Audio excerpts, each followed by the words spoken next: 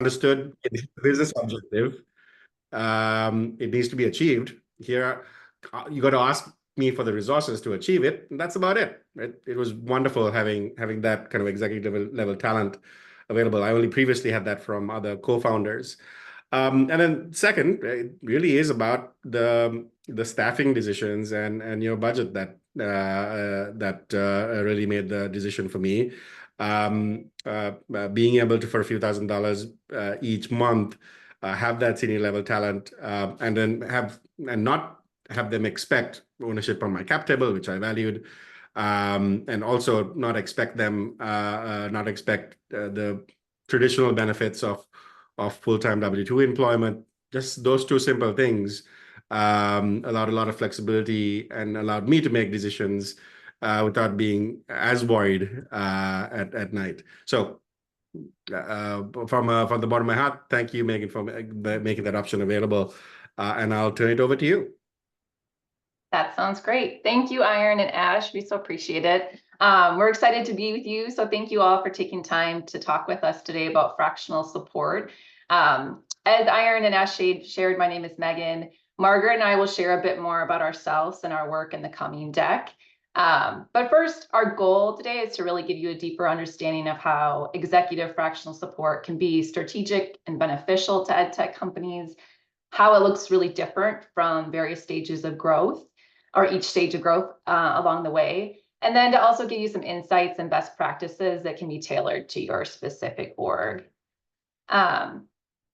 Here's what we'll cover in the next 40 to 45 minutes. We've got a quick poll that so we can tailor today's conversation to your needs.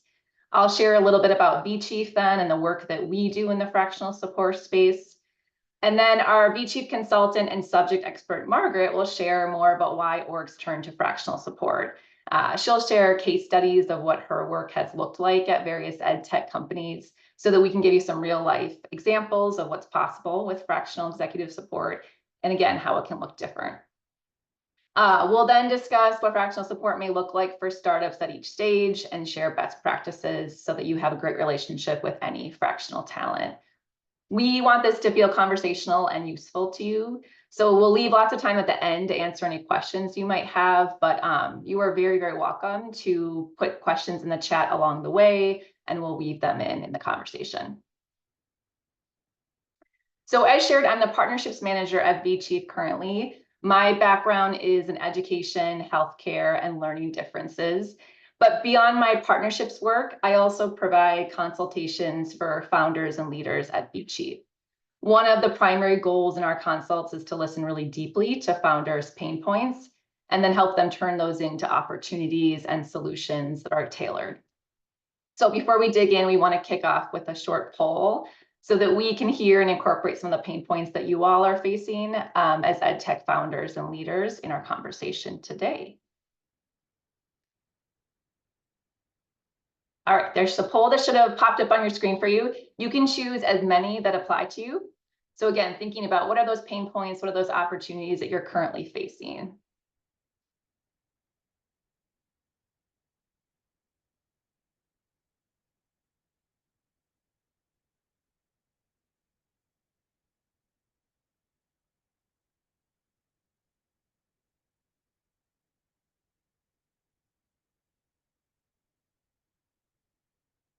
All right, we'll give just a couple more seconds to finish up if you haven't had a chance, and then we'll share our results with you.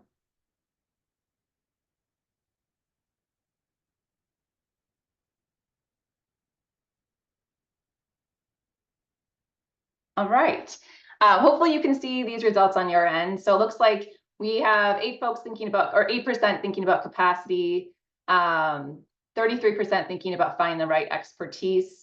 Oh, sorry, expertise popped in here twice for some reason. That was an error. We meant to ask you about funding, growth, and then systems and processes. I imagine everyone's thinking about funding, so we'll assume that.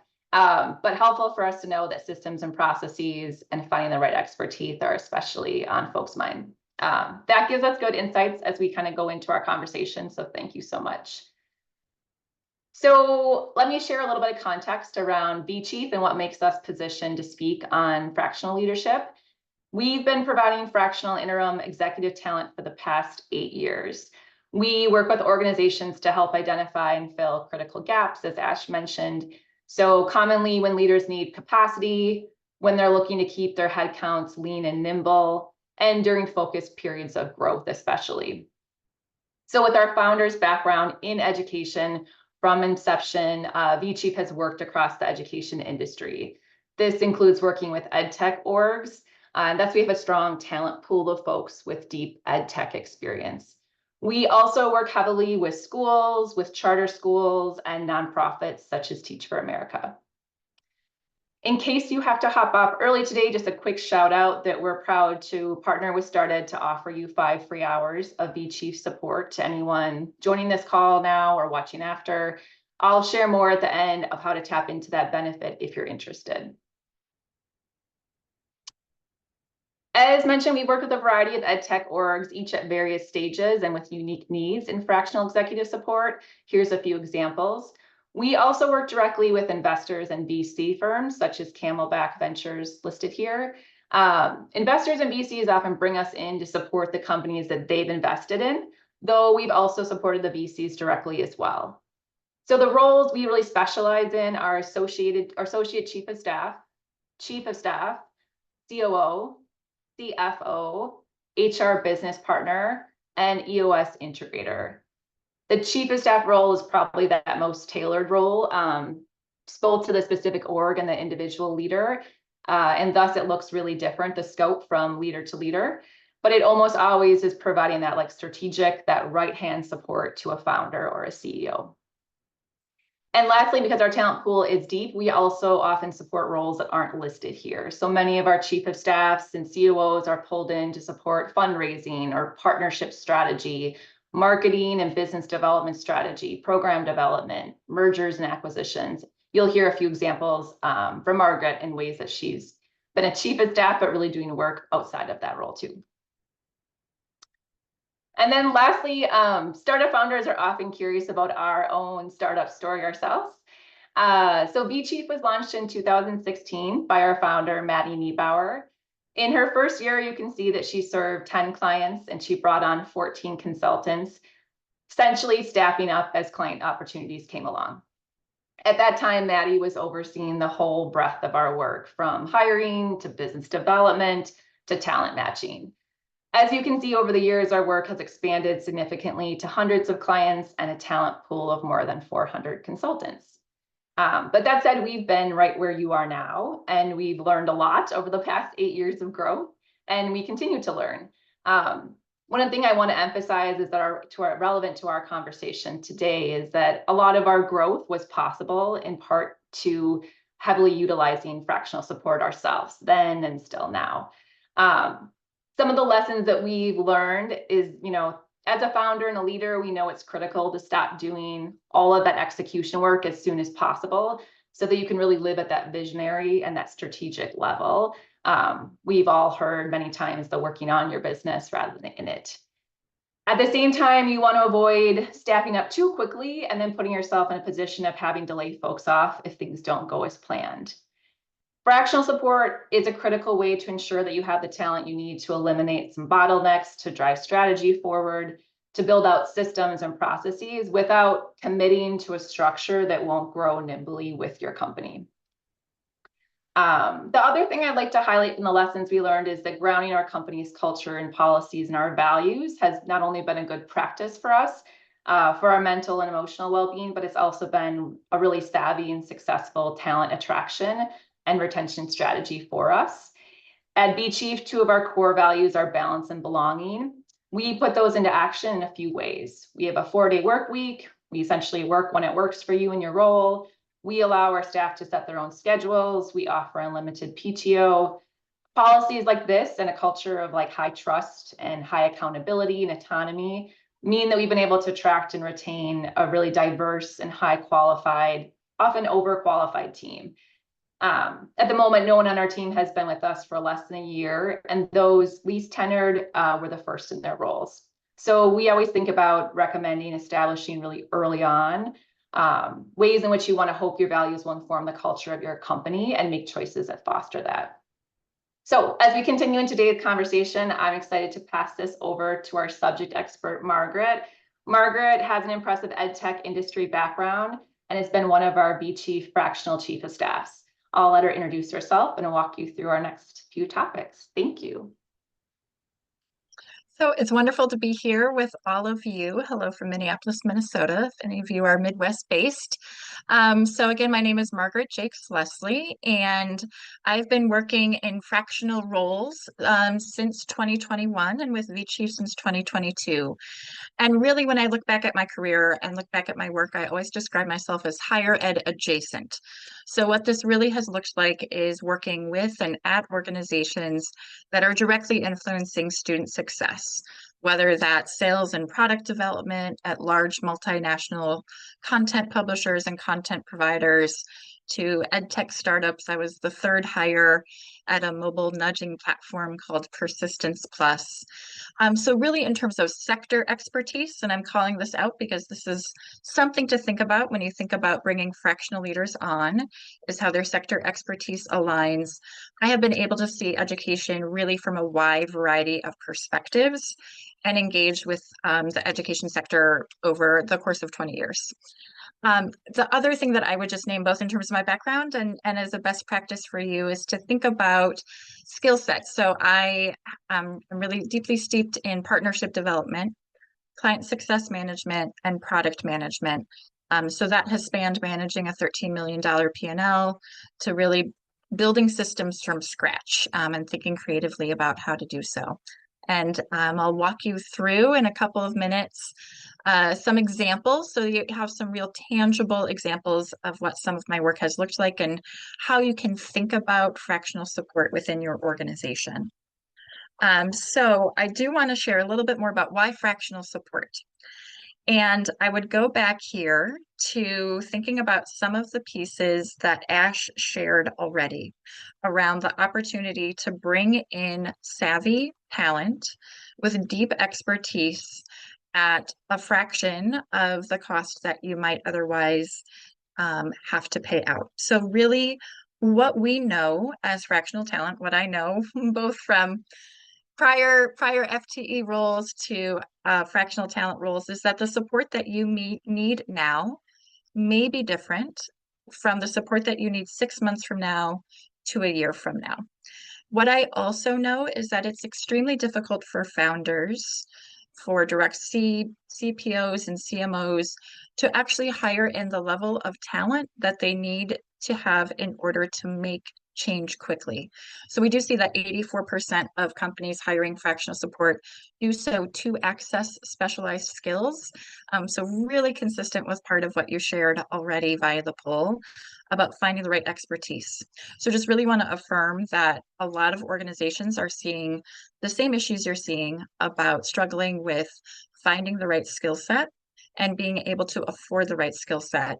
And fractional support really fits in a way that can give your investors confidence in your future probability. I think the other thing that I would name here about why fractional support is to really think about when you're making pivots. So part of what we know about growth trajectories of organizations is there's going to be really clear pivot points, hopefully clear pivot points, where you're thinking about product market fit, where you're thinking about regulatory framework changes. Those are great points in time to think about fractional support and how that can enter into your organization in support of the pivot that you're making so that you're able to lean into that pivot quickly. All right, so let's also just step back and think a little bit about fractional support and the fractional leader. I've covered some of this already, but really want to think about how you are thinking about who you are attracting and how you're positioning. One thing that I would name here is in thinking about whether you're looking for a savvy generalist who could be in that chief of staff role. And chief of staff, I sometimes think of as COS, culture, ops, strategy is sort of the way that I frame it and think about it. Or whether you're looking for someone who's coming in with perhaps a clearer point of view of what success looks like. So in that second example, when I'm thinking about someone who's coming in with a clearer point of view, I'm thinking about someone who maybe has historically been a CMO and has a clear path forward in their mind about what success would look like to build a marketing function from scratch, or to lean into a pivot for the marketing function within your organization. I would say one other piece just to think through here, and Ash has already mentioned it too, is that the current labor market means that there are a lot of people who are really in this place where they're eager for fractional work and eager to be able to bring their skill set to working with a visionary leader. So again, back to what Megan said about leaning into your values and establishing those clearly, having clearly stated values can help you attract the right fractional support, because people will be eager to support those values and eager to bring your skill sets to that organization. So hopefully that gives you a snippet of why fractional support and what fractional support can actually look like. I know it can be helpful to have some real case studies. So happy to transition into some specifics of how I've worked through this as well. So first, I'm excited to share out about some of my work with an organization called CodePath. So they were really sort of in between seed stage and growth stage, and had recently taken on catalytic funding from a venture, they call themselves a venture nonprofit firm. So really we're in a stage of rapid growth where they had gone from 15 people to 40 people in the space of about 18 months. So as you can imagine, this creates a lot of opportunity and a lot of confusion within the organization, and a lot to build very quickly. I came in through this period of growth and was there at a level of 10 hours a week for a year and a half. That was really direct support to the COO. My work originally was brought in to simply look at one particular business function. So I spent my first 3 months with a very clear scope of work focused just on process mapping, the handoff between the sales team or partnership development team and the program delivery team. It wasn't just process mapping, it was also a lot of systems delivery and thinking about templatizing decks, interviewing all of the different people who are managing those processes and articulating it back to them. That took about 3 months. And really from there, once we had that scope well accomplished, was able to rescope with the COO throughout that next over a year. So that scope shifted to traditional chief of staff work, where I built an annual planning cadence. I supported the development of the first ever in-person retreat for their senior leadership team. I supported with board meeting prep, a lot of those traditional chief of staff roles. And then we were able to layer in additional work just based on some of my own work history. So that was some market research and then fundraising campaign management as well. So some things that really worked well with CodePath, one was that, as I've named already, really had focused priorities. And so that was partly a very strong onboarding process. I'll talk through what onboarding should look like for fractional talent on a future slide. But the focus priorities, strong onboarding, and direct relationship were really crucial to me being able to have really clear impact on the bottom line within the organization over that year and a half. I think the other thing that was really helpful was that longevity, right? So over time, I had exposure to enough of that team of 40 where I was able to reach out more directly, engage people in some questions, get feedback quickly, and build social capital. One thing to name as you're thinking about scopes of work is that eventually we realized, the COO and I, was that there was really an emerging need organizationally around internal comms. It did not live in HR. It did not really live anywhere. And it was one of those places where we were able to have a clear conversation about, does this live with Margaret? Does it live somewhere else? And we landed on writing it into a future JD. So one of the things that I would name as you're thinking about fractional talent is both leveraging them for their skill set and leveraging them for articulating and forecasting future needs. As part of what I did both at CodePath and at each of my organizations that I'm sharing out here, it's actually scope future roles. So we made sure that that internal comms was something that they hired for in the future. So beyond CodePath, I've also had the pleasure of working with something that was more K-12 focused. So CodePath was really clearly higher ed, and Empower You was a social emotional learning platform for K-12. They had recently closed a seed round, and so they were going really from exclusively founder managed to hiring their first ever team. And so when I entered, they had hired a sales team, and many of the sales team were independent contractors as well. But they were really looking to build out a team of some fractional talent and some FTEs, and they were figuring that out over time. So I entered as the founding director of account management and operations, and my work there varied really significantly over time. So I was there for approximately 10 months, working at a 25-hour week capacity. So you can see sort of differences in hours, differences in length of time. All of those are pieces that you can think through when you're thinking about fractional talent as well.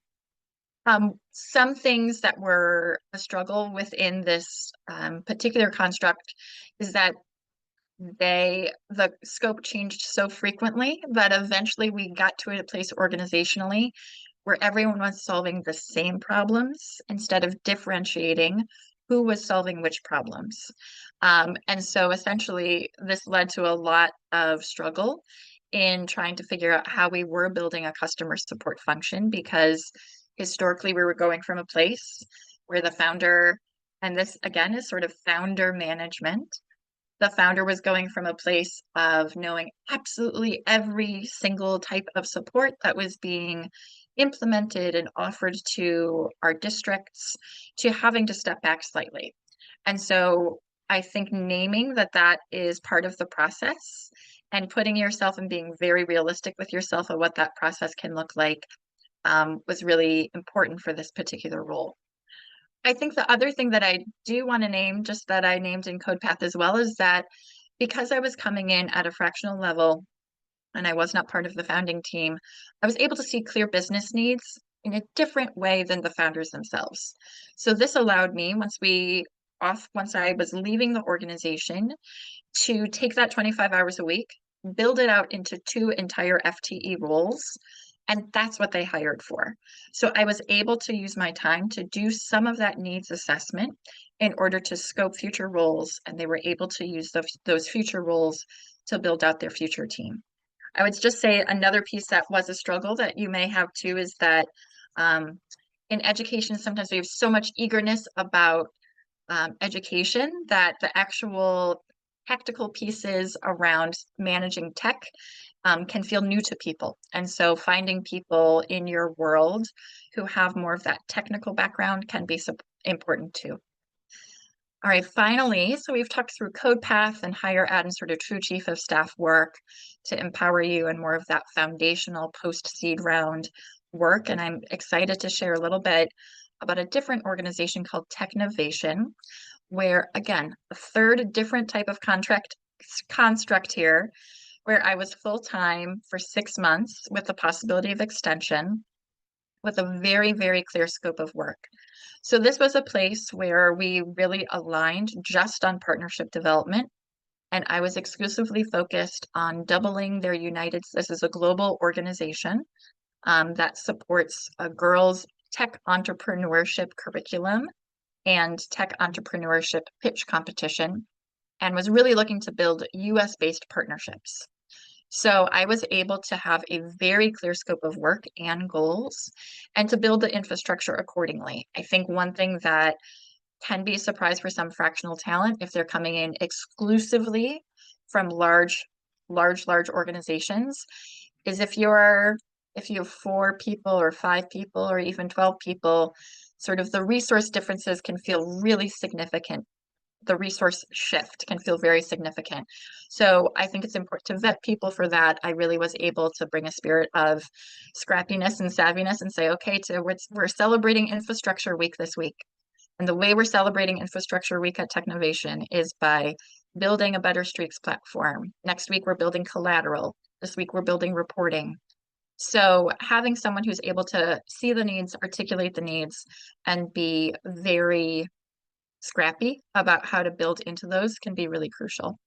I think one thing to name here is that also in education, we can be so excited about sharing all of the context of what we're doing and all the bells and whistles. And sometimes it means that an onboarding process for fractional talent can take a little bit too long. And that was part of the struggle here, is that I had a really well-detailed onboarding plan. That was like a 30, 60, 90-day plan, but that 90 days puts me halfway through the contract. So I encouraged them to condense it, and we got it somewhat down, but it still meant a lot of face time with a lot of team members sharing a lot of details that were not necessarily immediately germane to partnership development. And we had a very clear timeline on the partnership development piece. So some lost time there, certainly a lot of good relationship building, but I think you need to weigh the costs of some of those time pieces too. So in sharing these 3 case studies, I hope you have some insights into some of the ways that a fractional leader could potentially help you for where your organization is at now. So sharing from places where they were going from 15 to 40 people in 18 months to a different organization where they were just founder-led and adding people for the first time, to an organization that needed to just dig in on one particular business function. I've worked in each of those contexts, and perhaps some of those map on to where you are right now. And eager to hand it back to Meg to share a little bit more about how that can change over time.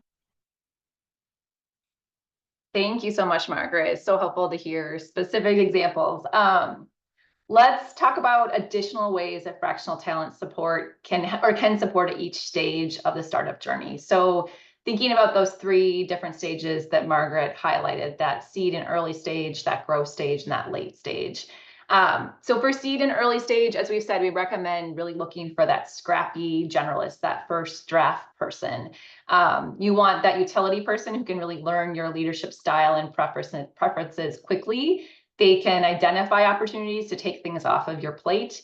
They can improve systems and processes, as you mentioned in the poll, and essentially be ready to lean in wherever is needed as your company evolves. Common ways that we see early startups utilize fractional support at this stage is developing an investor pitch. This is oftentimes when there's a founder, maybe one other person, and then a fractional person, really small early on.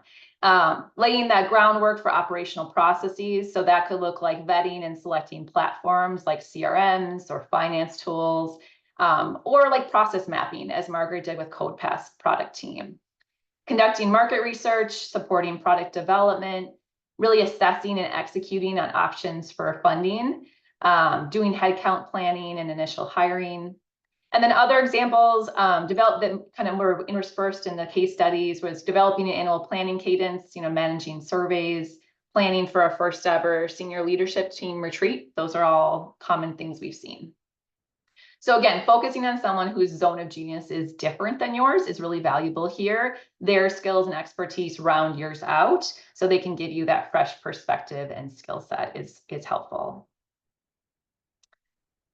As we move into growth stage, you're really looking likely to professionalize your existing functions. So you want to identify more targeted expertise to really help enable that growth here. So at this point, your fractional support can often, help you with forecast and plan for smart growth, and then help you execute on that by building out your team, crafting those HR policies, refining sales processes. They can serve as your right hand as you set that strategy and have that eye towards ensuring longer term sustainability for later stages of growth. And if you're anything like us at vChief, you'll notice that you will very quickly outgrow your operational systems and processes that served you really well in that early stage. And fractional support can take that detail work off of your plate and then engage with your team to identify solutions that'll meet your needs now and then allow you to also scale those systems. As Margaret shared with Empower You, a lot of her role was really professionalizing that existing function around onboarding clients too. So at this stage, they had that funding. They now needed the expertise and the capacity to quickly improve a specific function to, again, speed the time from close to fully onboarded to launched. And lastly, for late stage startups, here we really recommend that late stage leader focuses on fractional support for strategic acceleration. So in other words, like someone to really help your team take it to the next level. This is generally more aligned with a fractional executive leader. So what you're looking for is someone who has a clear point of view on one, the sector you're in, and two, the business function or problem that you're trying to solve. You might find that hiring that fractional executive for one problem, as Margaret mentioned, will help you assess where else they can dig in on, or future folks can dig in on. Our experience is that HR is one of the biggest pain points for orgs at this level. It's often been a bit of a hodgepodge of HR processes leading up to this, and it needs alignment at this stage. So we see that very frequently. Along the same vein, you want to ensure that you're not outgrowing those operational systems and processes that you take off. So help them keep those relevant as you scale. You may now need a CFO or a CMO, but you're not needing them full time yet. And so folks lean in there.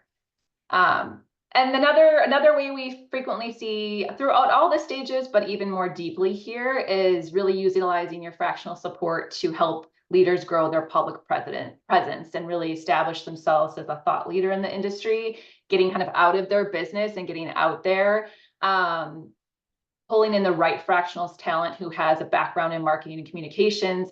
Often our vChiefs in that realm are ghostwriting for founders, and they're prepping all those external communications. They're helping support that external presence and really growth there.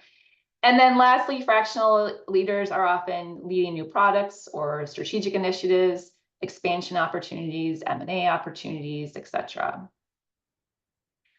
Before we move on to best practices, let's pause. Any questions that have come up for folks along the way?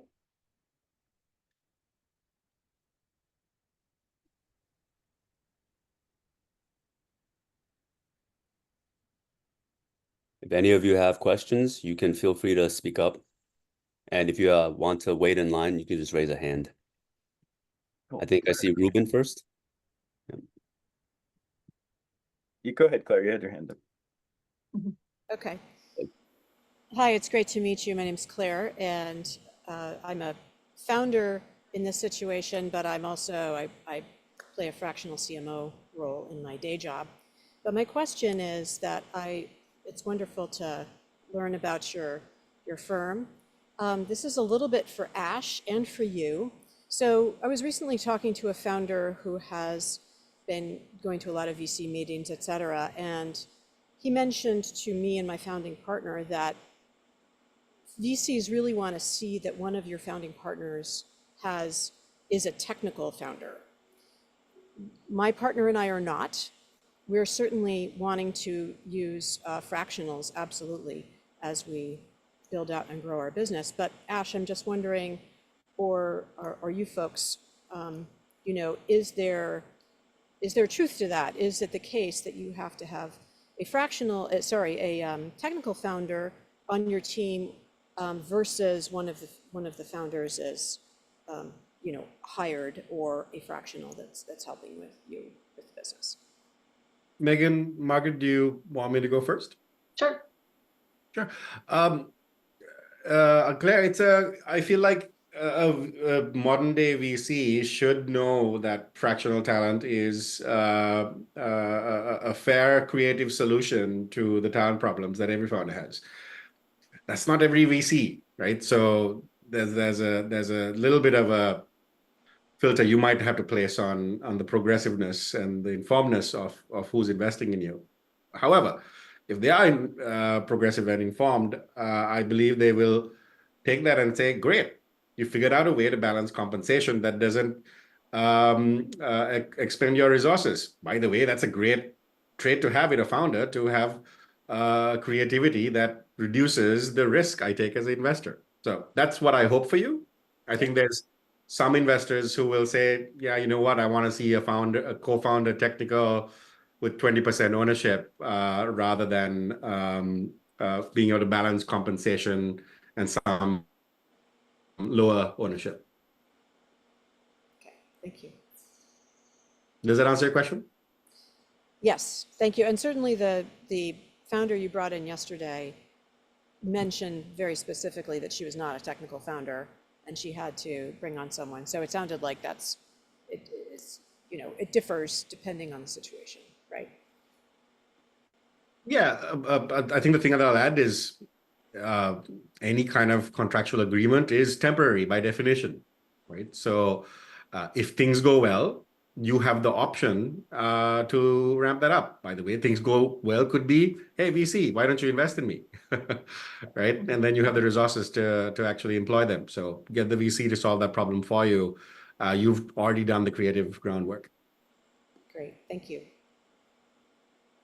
I'll add to that too, that sometimes we see, I agree that all that Ash shared, sometimes we see folks bring in that technical person fractionally, and they do eventually sometimes turn into a permanent person on their team when the funding is there, when they're at the size that they're there. That's not something that we advertise, but it happens very frequently where people say, oh gosh, this was the match, and they end up sticking together. Or fractional, they utilize fractional for the interim to really assess, what do I need in this permanent person that's such an important key person for us, and kind of really assess, okay, these are the things I knew I needed, but having someone in the interim really helped me flesh out what I didn't realize where my blind spots were, what I need in that role in the future too. And we see the reverse happen frequently, where two founders who are more on that CTO side come to us and say, we have the technical side and we need more of the business side as well. So both happen. Great. But to be clear, vChief doesn't, I see many of the folks who are fractionals, but you don't particularly specialize in CTO type folks, right? We don't. We have folks in our pool who have that background, but it's not an area we specialize in or focus in. And so it's more coincidental when we are supporting there. More frequently, we have CTO fractional folks that we work closely with and can recommend. And so really, as options. Great. Yep. Anything to add, Margaret? I know we had another question too. Yeah. Thank you so much, Claire. Is it Ruben? Yeah, for me, I work as a fractional CTO occasionally for other companies, and I can attest that they get a lot of value. Like, I wish I had access to what I know at a fractional level when I was trying to learn what I know. And I don't in this particular arrangement, I don't have equity, but there's that sort of maybe if things start, but it's not my interest. Like, I'm really interested in my own project. But it's a good relationship for both of us. My question was your process, but I actually went to your website and you have a process of 1, 2, 3, 4, 5 steps. So I think that'll probably answer it. But for me, I'm the technical founder looking for a chief of staff and that type of support. Sure. I can share very quickly our process, and then happy to chat more if that's helpful as well. So as shared, we have a pool of about 430 consultants that are already vetted and in our network. So we're not a recruiter. We don't go out looking for a new person per se. We really spend time in that consult, understanding deeply kind of where to differentiate. So what sort of role are they looking for? What's the skill set? What's the background? And then very importantly too, what's that work style preference, their communication style, team culture, all of those soft skills pieces are really valuable here too. And then we have a matching team who of course uses AI initially, but really knows all of our consultants forward and backwards. And so they are the ones who then take that information and say, okay, I really think these 10 people in our pool are well aligned to this. We share the opportunity with them. Of those who are available and interested, we pull out the very top candidates we think are the best match for the client, just to be mindful of their time. And then a few days later, send them over here's 2 to 4 folks we think you should look at first and why. And they can schedule a few minutes with them in the next day or two. And then some folks have longer interview processes, some have shorter. That's really a client to client. And if they find a match, they can get started a few days later on that month to month. If they don't find what they're looking for in our pool, there's no cost or commitment. They can explore talent with us and kind of go from there. That's great. Sounds really great. Any other questions? Thank you, Ruben.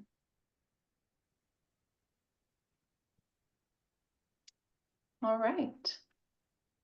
If questions come to mind, don't be shy. Please just throw them in the chat, raise your hand. Otherwise, I'll let Margaret wrap us up with best practices we're thinking about. So I purposefully titled this slide, Know Thyself, Know Thy Org, because this is really, for me, best practice number one when you're thinking about bringing fractional talent in. So number one, there is a whole skill set of managing a founder, but you need to do the reflection for yourself of who you are as a founder. And the questions that we have here are really to help you do that work of knowing yourself and being very, very realistic about where your skill sets are and where your skill sets are not, where you are currently spending time, too much time, and where you need to be spending more time. And these can guide you to some of that discernment process. And it's not just you, it's also knowing thy organization, right? So knowing the senior leadership team and how they will respond to a new voice if the new voice is interacting with them, knowing other staff members and what it might feel like to them to have someone who's in a fractional level if they're in at an FTE level. So thinking through those pieces is really crucial. I think the thing that I would especially flag here is at the bottom about whether you have capacity to sort and vet fractional talent candidates yourself, just sort of piggybacking off of what Megan shared too around the ways in which actually talking with a firm can be useful exercise in figuring out, okay, what's their pool look like? And then what does my network look like? And how much capacity do I have to pursue my existing network and versus how much do I want to sort of bring others in to help carry some of that path forward in it. So again, thinking about communication style, leadership values, and gaps in expertise are part of that knowing thyself and knowing the organization. Another best practice that I'll share here too, and I think came through somewhat in the case studies, is our best practice number 2 of scoping the role well. So you'll see that part of scoping the role well is really outlining the need. And again, this goes back to best practice number 1 of outlining the need of where you're spending. And this is where Dana and I, the COO at CodePath, really hit on me once I was in the role, being her first draft person, right?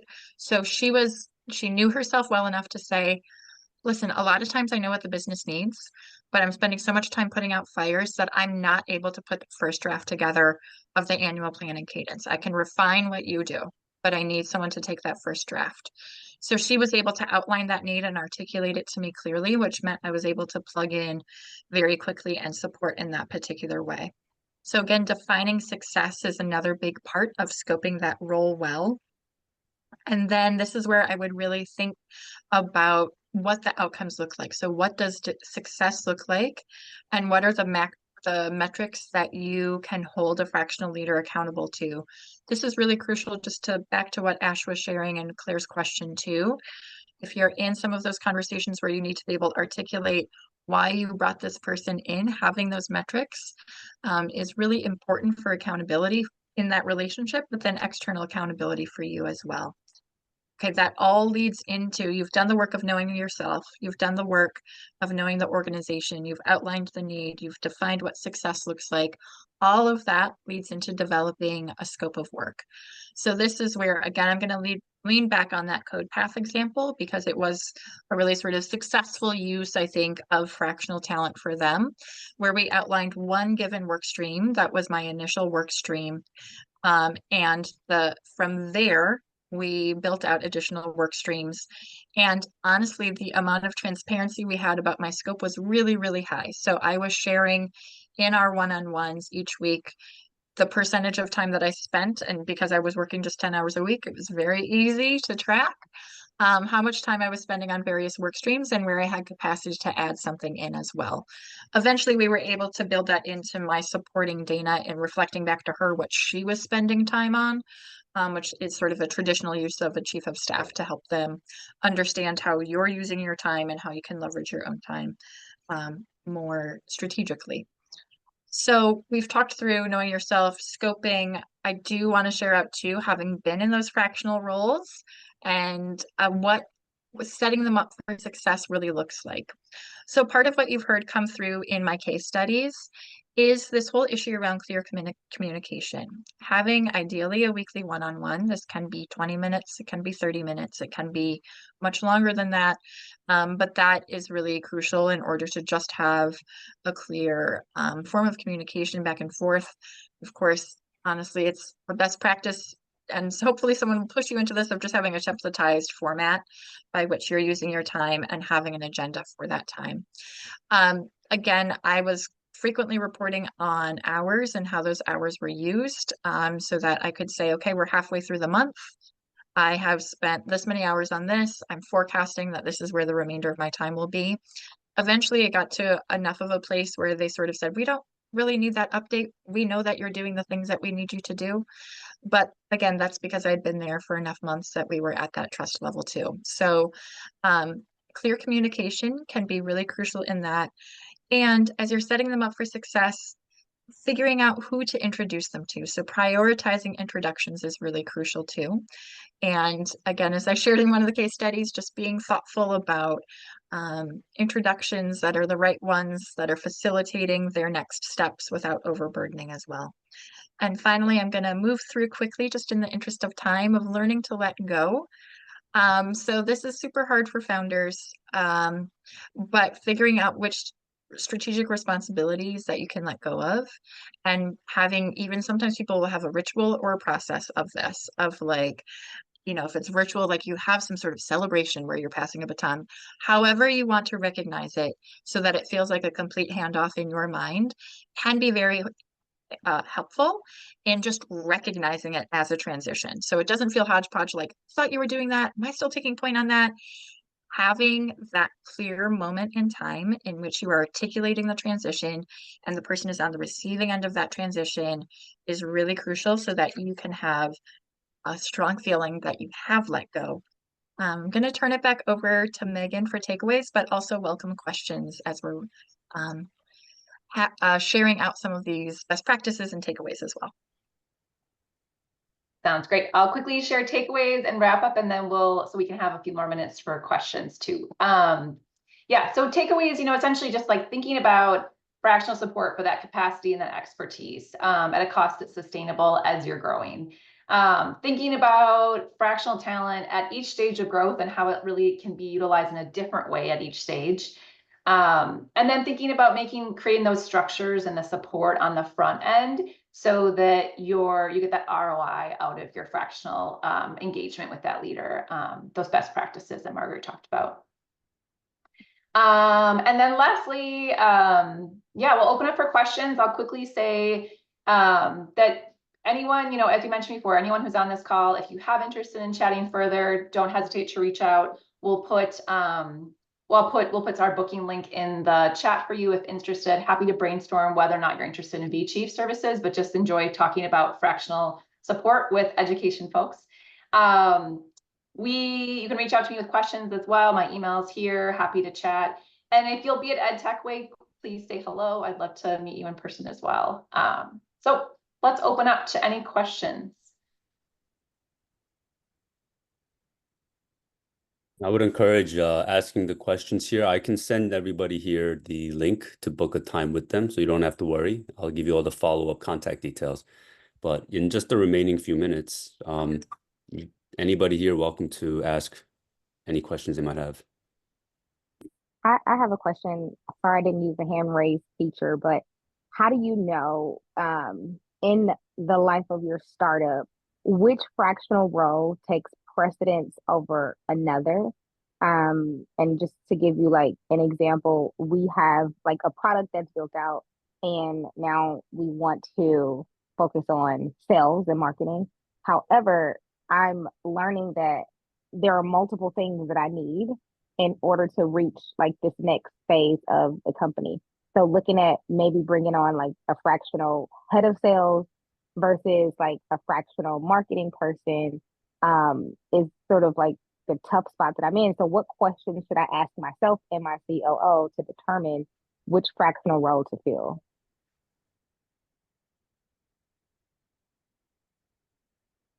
I can jump in here, Margaret. Let me know if you have anything to add.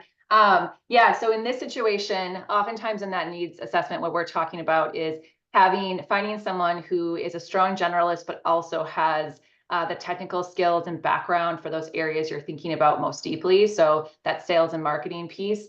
So sometimes that's a chief of staff who can come in and do a needs assessment of really first looking at kind of helping you through that process with thought partnership before the execution of what are your teams first? Where is your team at currently? What do you have? What are those gaps? There's probably a million things that you would bring on at the same time if you could, right? But like where to prioritize first and what would be most effective. So that's commonly part of a chief of staff role, is to help you assess that. But then having a chief of staff who themselves has that background in the areas you're expecting can give you more deep guidance there, more strategically. They may not be the permanent long-term person for you, but they may be that interim. Anything to add, Margaret, that you'd share there? I don't think so. I think it's a combination of where there's both urgency, but also a real clear spot where you know that you don't have the skill set yourself. And I would look at both of those pieces. I wouldn't prioritize one or the other. If you just design for where there's urgency, you're going to be pivoting back and forth and back and forth. If you just design for where you feel like you're lacking in skill set, it's going to be sluggish in a different, it's going to slow you down instead of speed you up. So finding that right mix of like, it's a clearly articulated work stream. We need someone who has capacity to add value, but the ideal hire for that fractional setting is someone who has enough, they can build that function, but they can flex into other multiple functions as well. Thank you. That was very helpful. Any other questions?